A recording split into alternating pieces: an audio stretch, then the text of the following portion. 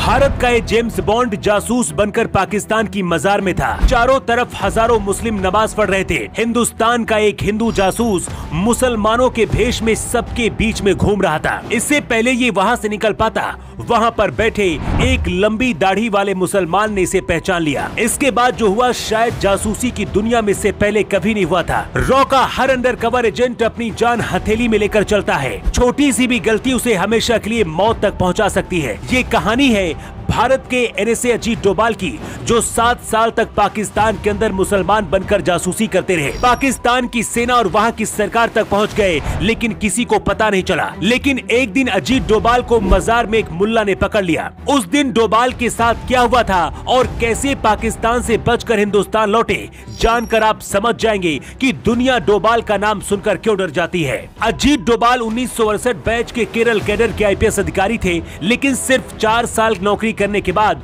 1972 में खुफिया agency raw से जुड़ गए। इसके बाद अजीत डोभाल अंडरकवर एजेंट बनकर पाकिस्तान में रहने लगे थे। पाकिस्तान जाने के बाद अजीत डोभाल ने अपना नाम हुलिया और पूरी पहचान बदल दी थी। मुस्लिमों की तरह दाढ़ी बढ़ाई और कोई पहचान न पाए, इसलिए नमाज पढ़ने के लिए मस्जिद में भी जाया करते थे। 7 साल तक पाकिस्तान की सेना और वहां की सरकार के बारे में डोभाल खुफिया जानकारी हिंदुस्तान भेजते रहे, लेकिन एक दिन उनकी पोल खुल गई कि वो मुसलमान नहीं बल्कि हिंदू हैं।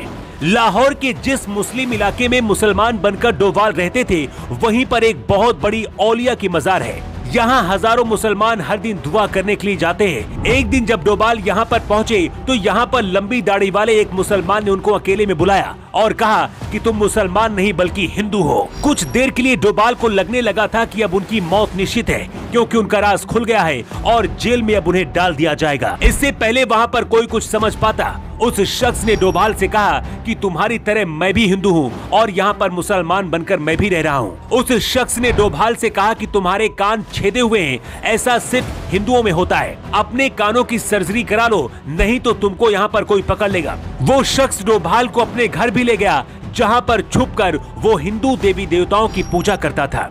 बाद में डोभाल ने अपने कानों की सर्जरी भी कराई थी, लेकिन 7 साल बाद जासूसी करने के बाद जब पाकिस्तान से भारत डोभाल लौटे तो पाकिस्तान में खलबली मच गई थी, क्योंकि इससे पहले आज तक कभी ऐसा नहीं हुआ।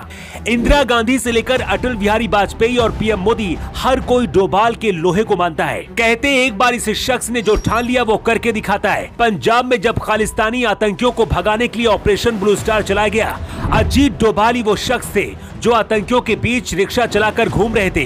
पूरी खुफिया जानकारी इकट्ठा की और फिर पूरे ऑपरेशन को अंजाम दिया गया था। कश्मीर से आतंकियों का सफाया हो या फिर चीन के खिलाफ ऑपरेशन, बिना अजीत डोभाल के पीएम मोदी भी कोई कदम नहीं उठाते हैं। पाकिस्तान में जब सर्जिकल स्ट्राइक हुई, उसकी पूरी प्लानिंग करने वाला कोई और नहीं बल्कि अजीत डोभाल थे। डोभाल 2005 में रिटायर हो गए थे, लेकिन जब मोदी 2014 में प्रधानमंत्री बने तो डोभाल को हिंदुस्तान का राष्ट्रीय सुरक्षा सलाहकार यानी कि एनएसए बना दिया गया। हिंदुस्तान के जेम्स बॉन्ड की प्लानिंग और अंडर कवर ऑपरेशन के आगे रूस और अमेरिका की खुफिया एजेंसी भी कुछ नहीं है। अजीत डोभाल की ताकत आज पूरी दुनिया मानती है और भारत की तरफ देखने से पहले चीन और पाकिस्तान जैसे देश एक बार अजीत डोभाल का नाम जरूर याद करते हैं। जो कारनामा अजीत डोभाल ने कर दिखाया है, शायद आज तक जासूसी की दुनिया में किसी ने नहीं किया। वैसे डोभाल को लेकर आपका क्या कहना है? अपनी राय आप कमेंट बॉक्स पर लिखकर जरूर बताएं। न्यू टाइम्स के लिए ब्यूरो रिपोर्ट।